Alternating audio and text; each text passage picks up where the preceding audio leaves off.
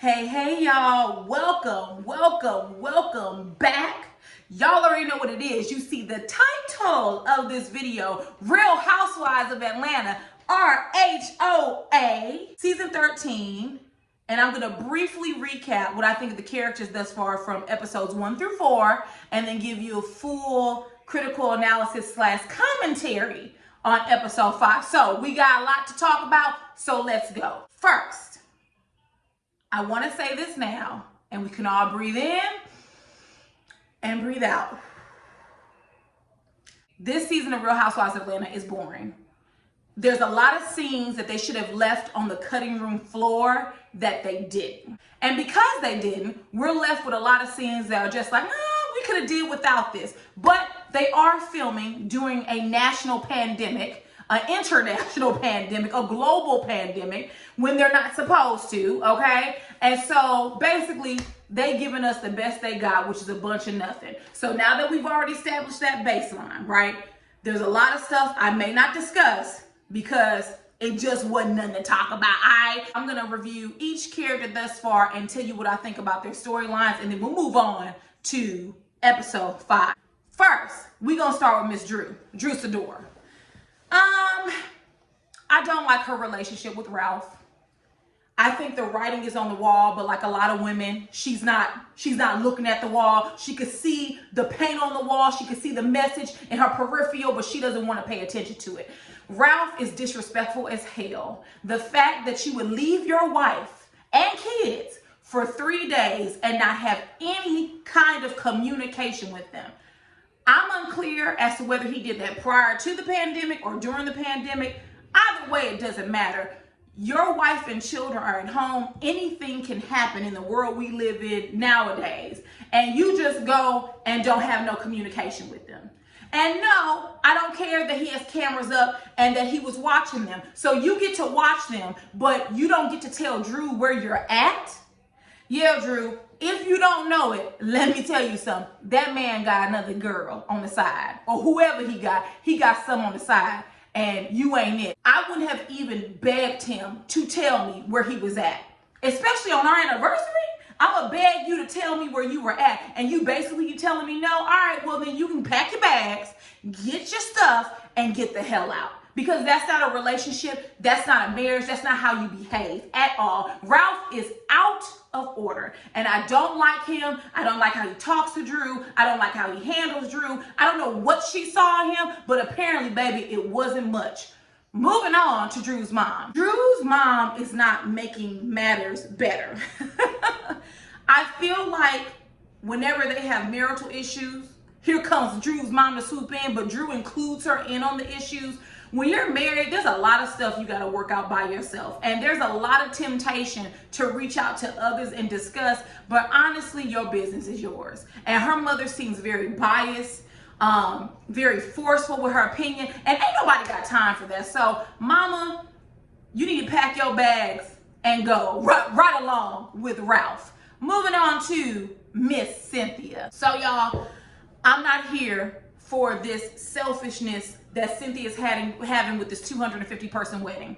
We are in a pandemic. People are dropping like flies left and right. And instead of you being worried about your safety, Mike's safety, and your potential guest safety, you worry about having a wedding because the first time around you was broke. Let's just call it what it is. Cynthia wants to have her dream wedding on TV because the first time around she was broke. She couldn't even have an open bar. She admitted on Wendy Williams' show back then that Bravo stepped in and paid for some things. If you was broke, then you didn't need to get married. Or at least you didn't need to have a ceremony and a reception with guests. Now, I thought her first wedding was quite lovely. I love that she didn't have a traditional wedding dress. I love the oddity of the venue she was in. So to me, it wasn't a bad wedding, but there's a lot of things she couldn't afford. So this time around, she wants to right her wrongs. I'm not feeling Cynthia. This whole thing about she has to get married on her special date and that it has to be a full ceremony and full reception, knowing that we are battling a virus that we can't see, we can't hear, we can't taste, we can't smell. To me, it is illogical, it is irrational, and it's really selfish. And to be honest, this whole clownery that she's doing has really colored my perception of her, because you're not 20 something. You're not in your early 20s. This isn't your first marriage. Go down to the courthouse, get married on your special day, and then when the world recovers from this pandemic, then have a big ceremony and reception.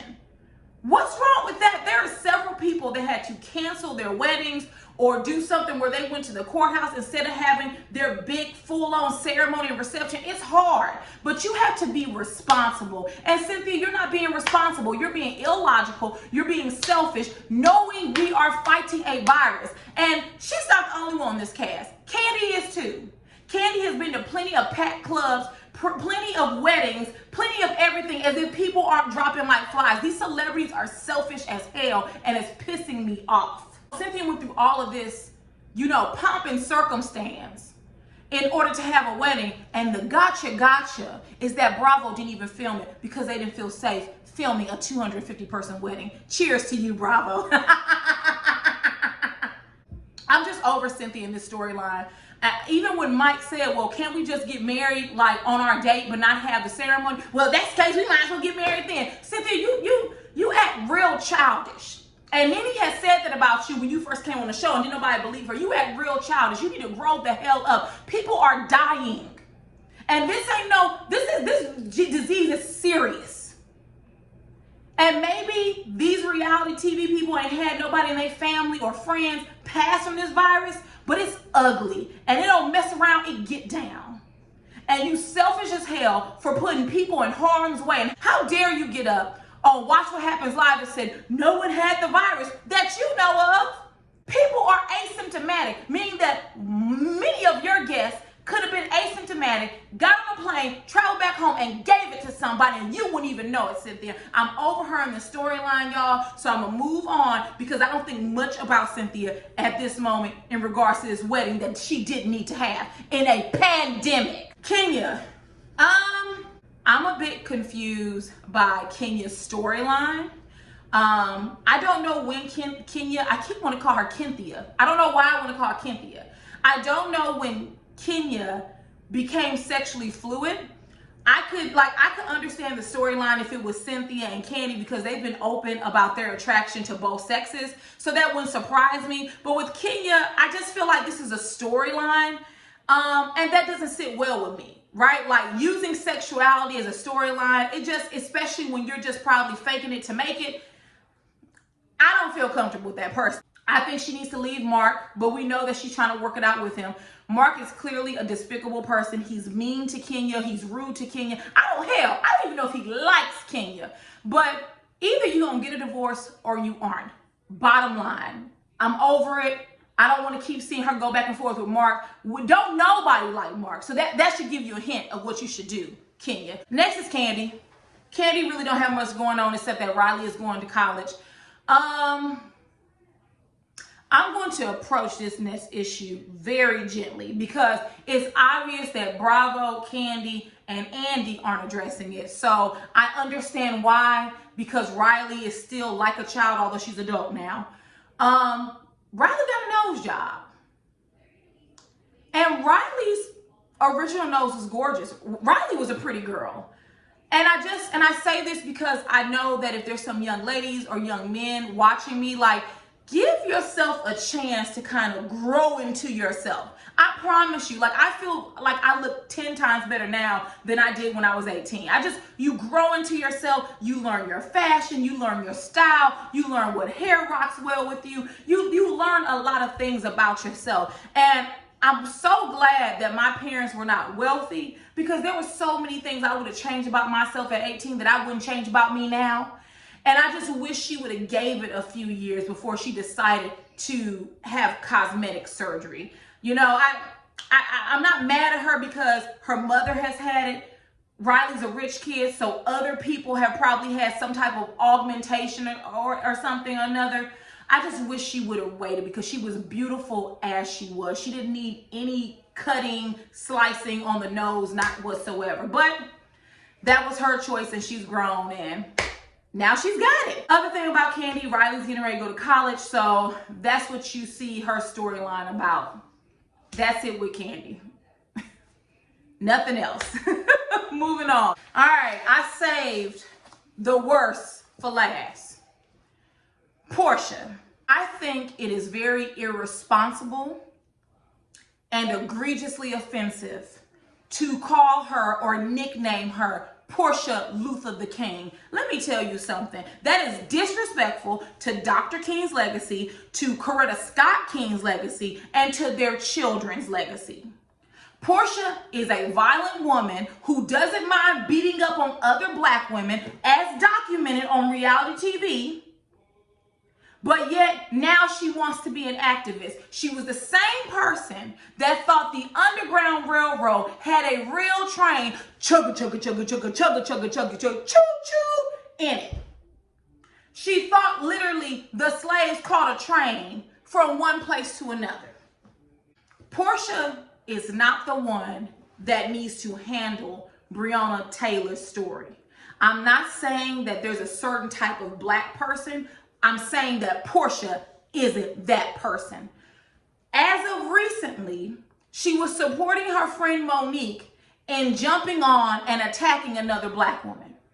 But yet you're on TV, Breonna's innocent body didn't deserve that. Girl, shut up. No, she didn't deserve it. Absolutely 100% she didn't. I'm sick of police officers using black women and men and children as target practice. I'm sick of our murderers being let loose because they're the boys in blue.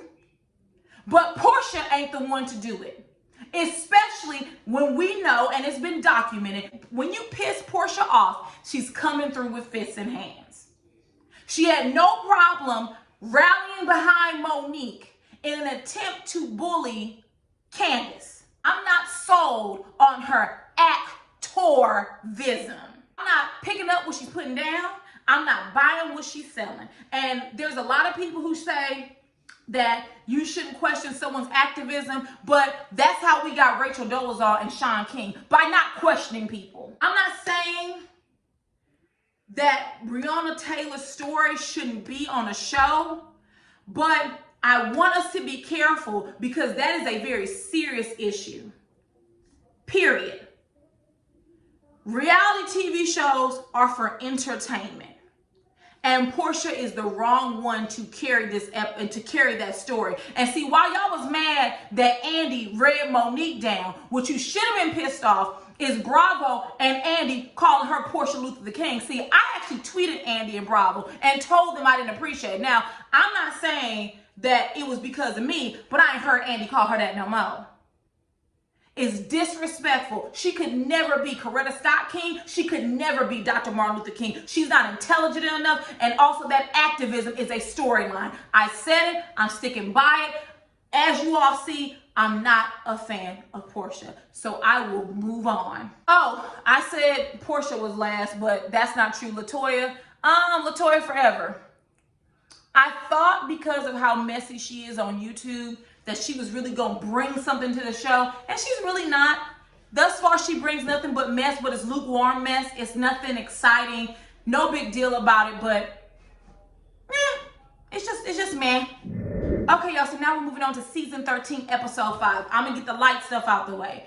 Riley is moving out. Kandi's sad, and then Ace is upset because he's so used to being around Riley. So it's going to be an adjustment for him. I thought that was very touching to see, but nothing's going on with Kandi. I mean, if you ask me, this should be her last season because we ain't got no more. We have seen everything from Kandi we're going to see. So Riley's grew up on the show. She's going off to college. Once she graduates college, of course, she wants to go to law school to be a lawyer. So good luck to her. Perfect. Not much to discuss about them in this episode. Moving on. We get to Kenya, LaToya, and Cynthia in this lingerie shop. First of all, I just want to point out the obvious. I hope they purchased every single item of lingerie that they tried on. Kenya sending nude pics to LaToya. It's odd, you all. It's weird. It's weird because why are you sending a nude to a young lady you really don't know? Like, there's a significant age difference between Kenya and LaToya, right? And from my understanding, LaToya got on the show through Kandi. And you don't see them interact as much as you see her and Kenya. So this whole storyline, I'm not buying it. I'm not picking up what they putting down. I just think this is for the show. But it's odd. And it's odd that LaToya was so eager to show it. Like, where's the class? Where's the decorum? But I'm asking a lot for reality TV. Moving on. Let's get into the discussion that Porsha had with her mom, Diane, and her sister, Lauren. First, let me say, I felt for Porsha because for all intents and purposes, what it sounds like is that Porsha was a weekend baby. Her father divorced her mom, Diane. He later on found love with Lauren's mom, Lisa. He married her, had a household with her. So Lauren got to see her father every day and experience him being a father, while Porsha was just the weekend baby. And it's sad that she was treated that way. I'm also not happy, but I'm glad she admitted that many of the poor relationship choices that she made was because although she had a father, she lacked him in her life. And then he died when they were younger. So not only did she not get to have him as a present father, then he passed away. He wasn't around at all. So I think that explains a lot of the behavior we see with Porsha. Not to excuse it, but it explains a lot of what we see from her and how she interacts with men, like the Cordales. Like, you picking Dennis, and Dennis got a Bible-length passage of women's names on his back whom he slept with. Very crass, very nasty. Like, women are nothing to you but something that you conquer. And then after you conquer them, you plaster it down your back. Disgusting. We get to the part of the conversation where she talks about her daughter Pilar, aka PJ, and for this part, I want to read to you exactly what Porsha said, and y'all can see why I'm not here for her. She said that PJ wasn't an accident and that she knew what she was doing. She specifically said, when I saw Dennis, he got his own place. The verbiage is Porsha's, not mine. He got his own place. He got his own business. He ain't got no kids. He wasn't married. He want to be with me. He said I'm cute. Impregnate me. Nowhere in that list did she mention character, morals, values, principles. I'll read it for you again. He got his own place. He got his own business. He ain't got no kids. He want a marriage. He want to be with me. He said I'm cute. Impregnate me. You can't make this dumb stuff up. You made a human being with someone based on the fact that they had their own place and they thought you were cute and they were an entrepreneur. You brought a human being into this world based on materialistic BS. I don't see how y'all like Porsha. I don't see how y'all deal with it. Like, nowhere in here did she talk about his ethics, his morals, his values. And here's the thing, Porsha is considered a wealthy woman. So when you meet a man, the least of your worries should be if he has his own place. He should have multiple residences if he's rich, right, Porsha? But instead, you scraping the bottom of the barrel that he had his own place, his own business, and he said you was cute. Impregnate me. Girl, bye. If you, I get not calling a child a mistake because that's rather crass. But she was a surprise. But she was a welcome surprise. You can say it that way. Instead of making up these lies that I got pregnant on purpose by him. You so fine. You got all this body. You done had all this augmentation. You can't go find you no one more wealthy and better looking than Dennis. This is the problem now. Too many people are worried about getting to the bag. I don't want to go on, I'm not going to go on a rant. I'm not going to do it, but I'm so tired of the Portias of the world. I'm so tired of women and men who make children and don't think about that this is a whole life that you're responsible for. And you made a whole life based on whether he thought you was cute or not. How old is Porsha? Porsha's in her 30s.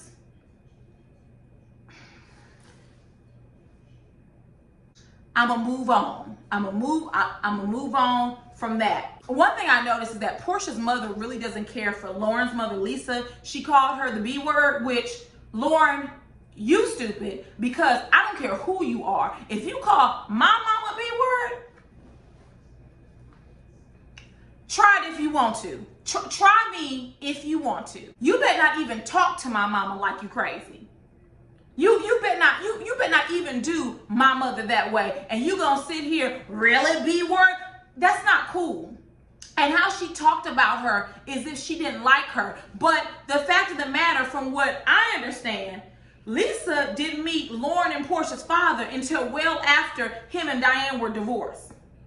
So her calling you saying Lauren was born was trying to build a bond with you, but instead you was mad and jealous because she had the man with the money and you was the single mom trying to struggle and make it. Bye, Miss Diane. Of course, y'all know Porsha's going to compose a Sam I Am, Here I Am book. So, girl, who gonna ghostwrite? She doesn't even have correct grammar and she's going to write a book. Will I be a damn fool? Y'all, let's get to this surprise engagement. Listen, I don't see why anyone would think Biden was coming to the Real Housewives of Atlanta to talk to them. I don't even know why Cynthia and Mike believe that mess, but obviously it's easy to fool Cynthia, so here we are. First, I liked how the venue was decorated, but it was a rather odd venue for Real Housewives of Atlanta. And what I mean by that is I expected something maybe a little bit bigger, a lot more lavish. Girl, it looked like the venue you can go in the mall and rent out for $100 for the day. Like, it just, I wasn't wowed by it. It didn't scream ostentatiousness, which is what we're used to on these Real Housewives shows. I do understand they're filming during COVID, but that's their problem, not mine. If you're gonna film, then go ahead and film and do it right. So the venue was a little too small for me, but I guess they didn't need a large venue because it was only a handful of them. I want to address the lateness of Porsha and LaToya being an hour late and an hour and a half late. You all, I don't know if it's the Leo in me. I don't know if I was just raised right. But not only do I come on time, I come ahead of time. I had a meeting on Saturday, and I literally checked in through Zoom 5 minutes before the meeting. And one of my friends said, "Oh, I was starting to get worried about you because usually you here 20 minutes early." I had woke up late. So I'm always on time for the most part. I can't stand tardiness. If you tell me something starts at 7, baby, I'm coming there at 6:40, 6:45. I may be in the parking lot at 6:20. And part of that is because I live in a large metropolitan city and the traffic is terrible. And so something that's normally 15 minutes away from you may take you an hour. So if you stay ready, you ain't got to get ready. So I always make sure I put in traffic in my time, because if not, you'll be late. And I just thought it was real disgusting and disrespectful for that Porsha and LaToya to come as late as they did. Lateness is a sign of disrespect. You don't care about my time. You're gonna arrive when you want to. No, ma'am, get the hell out of my establishment, out of my event. I felt like a lot of this would have been cut out had we had a regular season. I really didn't understand it. Mike and Cynthia weren't that surprised. They actually seemed very disappointed. They seemed like they really wanted to meet Biden. I think they said as much as so in their confessional. I mean, I can't blame them. Like, what do I need an engagement party for, right? Like, if Kenya was trying to right her wrong, good for her, but you really can't right that wrong, right? You can't really do it. I mean, but if that's something Kenya wanted to do, great. While there, Cynthia asked Kenya and Kandi to be in her wedding. I'm over this wedding, you all. I'm over it. We get to the table, and that's when the drama starts, right? So LaToya, she breaks out Kenya's nude. Let me tell y'all something. That's not something you do over the dinner table, especially with other people's spouses present. I would never, well, one of my friends don't send me nudes, but if they did, I would never take out a picture and be like, oh, see so-and-so's body? It's body goals. You saved a nude picture to your phone of someone you don't know. Y'all, this storyline is absolutely ridiculous. I thought it was crass. And you know what? Marlo's not my favorite person, but my face and her face was the same the entire time, just like this. And if I would have been there, I'd be looking just like Marlo. It's just that you don't bring that up over dinner. Like, there's a time and a place for everything. You brought it up at the lingerie shop, and now you're bringing it up again, which lets me know that you're attempting to embarrass Kenya. And you know, I'm not here for it. Marlo did kind of jab Kenya when she was like, oh, you want to have Kenya's body, well, you gonna get the fake behind too, which we can look at Kenya's behind and see his fake. It looks like it's hanging off of her. And that's no shade to Kenya, because she actually has a beautiful shape. Beautiful shape. I don't know who did her behind, but they was wrong and she needs to get it redone. She deserves a better booty than that. It looks like, you can tell. It just looks like you touch it and it's gonna pop. So, I mean, Marlo didn't have to jab her, but you know Marlo don't like Kenya, so it is what it is. Found out this dinner with people singing. It was awkward. I thought they had a DJ. I don't know why Kenya had to sing. I don't know why Kandi was asked to sing. It wasn't much to this surprise engagement, you all. We're gonna have to get through this, you all, because we can expect this moving forward, that there's going to be a lot of scenes where normally it'll be edited out, but because they don't have much footage to work with, they're gonna include it in. I mean, overall, my thoughts about the engagement party was that it's just okay, very unnecessary, wasn't much excitement. I mean, the men, Todd and Mike, was even asking each other what was the score of a game, so you could tell they were just there. So it was nice of Kenya, but it was odd. You know, her alluding to there's 3 women here that can get it. If that's her storyline, then so be it. We will soldier on, in the words of Karen. But this is going to be a difficult one to get through. It's a lot of dry moments. This is going to be a difficult season, you all. We don't have much to talk about, and so we got to squeeze things out. I have a feeling that soon-to-be Strippergate is going to play out for the duration of the season. So hold on tight, y'all. We're going to be talking about this from whenever it occurs to whenever the reunion hits. So we got a boring ride in store for us, but nonetheless a ride. So that's it. I don't have anything else. I will see you all later for Real Housewives of Atlanta season 13, episode 6. Bye, you all. Mwah.